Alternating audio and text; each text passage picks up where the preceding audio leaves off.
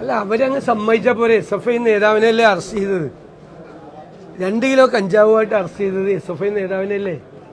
ഇത് പ്രിൻസിപ്പലല്ലേ പരാതി കൊടുത്തത്? ഞങ്ങൾ കൊടുത്ത പരാതിയിലാണോ? പ്രിൻസിപ്പൽ കൊടുത്ത പരാതിയിൽ അവിടെ വ്യാപകമായി ഹോളി ആഘോഷവുമായി ബന്ധപ്പെട്ട് എത്രയോ നാളുകളായി ഞങ്ങൾ പരാതി കൊടുക്കുന്നു. ഈ വിഷയവുമായി ബന്ധപ്പെട്ട് എത്രയോ പ്രാവശ്യം ഞങ്ങളുടെ നേതാക്കളടക്കമുള്ള ആളുകൾ അവിടെ പോയി സംസാരിച്ചിട്ടുണ്ട്. SFI നേതൃത്വത്തിൽ ഇതിന്റെ എന്താണ് ഇത് പലതരത്തിലുള്ള സെയിലാണ് അവിടെ നടക്കുന്നത്. വലിയ ക്വാണ്ടിറ്റി കൊണ്ടുവന്നിട്ട് സെയിൽ നടക്കുകയാണ്. അതിന് SFI നേതാക്കളെ പിടിച്ചതിന് പറയില്ലേ? SFI നേതാക്കൾ പിടിയിലായി കഴിഞ്ഞാൽ പറയില്ലേ? ഇത് ഒന്നാമത്തെ സംഭവമാണ്. എന്താണ് പൂക്കോട് നടന്നത്? എന്താണ് കോട്ടയം മെഡിക്കൽ കോളേജിൽ നടന്നത്? കോട്ടയം നഴ്സിംഗ് കോളേജിൽ നടന്നത്?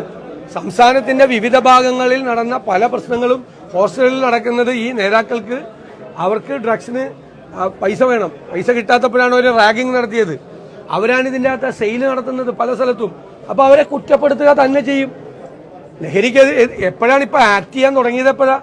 ഞങ്ങൾ ഈ നിയമസഭയിൽ നിരന്തരമായി കൊണ്ടുവന്ന് പ്രതിപക്ഷത്തിന്റെ സമ്മർദ്ദഫലമായിട്ടും സാമൂഹ്യ സമ്മർദ്ദവും മീഡിയ എല്ലാവരും ഏറ്റെടുത്തപ്പോഴാണ് കേരളത്തിൽ ഇപ്പോൾ ഈ നടക്കുന്ന റെയ്ഡ്. ഇപ്പോഴാണോ ഗവൺമെന്റ് അറിയുന്നത് കേരളം മുഴുവൻ ലഹരി മരുന്നാണെന്ന്? ഈ മന്ത്രിമാർ രണ്ടുപേരും ഇപ്പോഴാണ് അറിയുന്നത് കേരളത്തിൽ മുഴുവൻ ലഹരി മരുന്നാണെന്ന്. ഞങ്ങൾ നിയമസഭയിൽ കൊണ്ടുവന്നപ്പോഴാണ് അവരറിയുന്നത്. മാധ്യമങ്ങളത് ഒരു പ്രോഗ്രാമായി മാറ്റിയപ്പോഴാണ് അവരറിയുന്നത്. ഞങ്ങൾ 2022 കൊണ്ടുവന്ന് ഞങ്ങൾ പറഞ്ഞതാണ് എല്ലാവർക്കും കൂടി ഒരുമിച്ച് നേരിടണം. ഞങ്ങൾ പൂർണ്ണമായ പിന്തുണ ഗവൺമെന്റിന് വാഗ്ദാനം ചെയ്തു. അനങ്ങിയില്ലല്ലോ 2 വർഷം. ഈ 5 ഗ്രാമുള്ളവനെയും 6 ഗ്രാമുള്ളവനെയും പിടിച്ചുകൊണ്ട് നടക്കല്ലായിരുന്നു. അപ്പൊ പിടിച്ചാൽ കിട്ടുമല്ലോ? ഇപ്പൊ കിട്ടുന്നുണ്ടല്ലോ എല്ലാ ദിവസവും. ഞങ്ങൾ ഇപ്പോഴും പറയുന്നത് ഇങ്ങനെയല്ല. സോഴ്സ് അറിയണം ആരാണെന്ന്, എവിടെ നിന്നാണ് വരുന്നത്, ഏത് സംസ്ഥാനത്ത് നിന്നാണ് വരുന്നത്, ആരാണിത് കൊടുക്കുന്നത്, അതിൽ ആരാണ് ഇതിന്റെ റാക്കറ്റിലുള്ളത് എന്ന്. ഇപ്പൊ സംസ്ഥാനത്ത് നെറ്റ്വർക്ക് വിപുലീകരിക്കുകയാണ്. ആ നെറ്റ്വർക്കിന്റെ ഭാഗമായി ഇവരെല്ലാം പ്രവർത്തിക്കുകയാണ്. അതുകൊണ്ടാണ് അവരെ കുറ്റപ്പെടുത്തിയത്. അതിന് ഇവർക്കെന്താ ഇത്ര വിഷമം? അവർ കുറ്റവാളികളാണ്, തെറ്റ് ചെയ്തവരാണ് എന്ന് SFI സംസ്ഥാന സെക്രട്ടറി തന്നെ പറഞ്ഞല്ലോ. പിന്നെ ഇവർക്ക് മന്ത്രിമാർക്ക് എന്താ ഇത്ര വിഷമം? SFI എന്ന് പറയുമ്പോ ഇല്ല. നിങ്ങളെ വളരെ വ്യക്തമായിട്ട് പോലീസ് പറഞ്ഞല്ലോ. പോലീസ് വളരെ കൈരളി പറഞ്ഞാൽ കേസുകാരൻ വരില്ല, അതിൽ പ്രതിയാവില്ല. പോലീസാണ് അന്വേഷിക്കുന്നത്. പോലീസ് വളരെ കൃത്യമായിട്ട് പറഞ്ഞു, സമ്മർദ്ദം കൊണ്ട് നിരപരാധികളെ കേസിൽ കൊടുക്കില്ല എന്ന് പറഞ്ഞു. കേസിൽ കുടുക്കിയിരിക്കുന്ന ആളുകൾ ആരൊക്കെയാണെന്ന് എല്ലാവർക്കും അറിയാം. എല്ലാവർക്കും അറിയാം കേസിൽ കുടുങ്ങിയത്. ഇനി കേസുകാരെ വേണമെങ്കിൽ പെടുത്തണം. അത് പെടുത്താൻ നിരപരാധികളെ പെടുത്താൻ തയ്യാറല്ല എന്നാണ് ഉദ്യോഗസ്ഥന്മാർ പറഞ്ഞത്. മനസ്സിലായില്ലേ? അല്ല, ഞങ്ങൾ രാഷ്ട്രീയവൽക്കരിക്കും. കാരണം ഞങ്ങളുടെ ഒരു ആരോപണം നേരത്തെ ഉണ്ട്. ഞാൻ നിയമസഭയിൽ ആദ്യമായിട്ട് ഉപയോഗിച്ചൊരു വാക്കാണ് പൊളിറ്റിക്കൽ പേട്രണേജ്. രാഷ്ട്രീയ രക്ഷാകർതൃത്വം ഉണ്ട് ഈ സംഭവങ്ങൾക്ക്. അതുകൊണ്ടാണ് കേരളത്തിൽ ഇത് വ്യാപകമാകുന്നത്. ഞങ്ങൾക്ക് പൊളിറ്റിക്കൽ പേട്രണേജ് കൊടുക്കാൻ പറ്റുമോ? പൊളിറ്റിക്കൽ പേട്രണേജ് അധികാരത്തിൽ ഇരിക്കുന്നവരാണ് കൊടുക്കുന്നത്.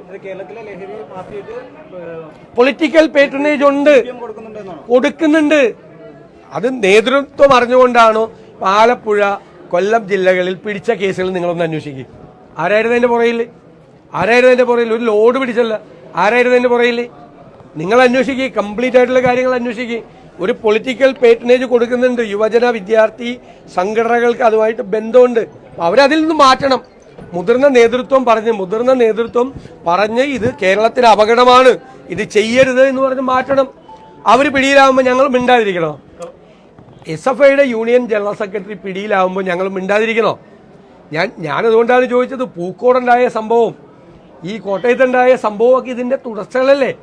അവിടെ എല്ലാം ലഹരി മരുന്ന് ഉപയോഗിച്ച് 150 പേരുടെ മുന്നിലാണ് ഒരാളെ വിവസ്ത്രനാക്കി റാഗിംഗ് നടത്തിയത്. പൂക്കോട് അത് ആത്മഹത്യ ചെയ്താണോ കെട്ടിത്തൂക്കിയതാണോ ഇപ്പോഴും അറിയില്ല.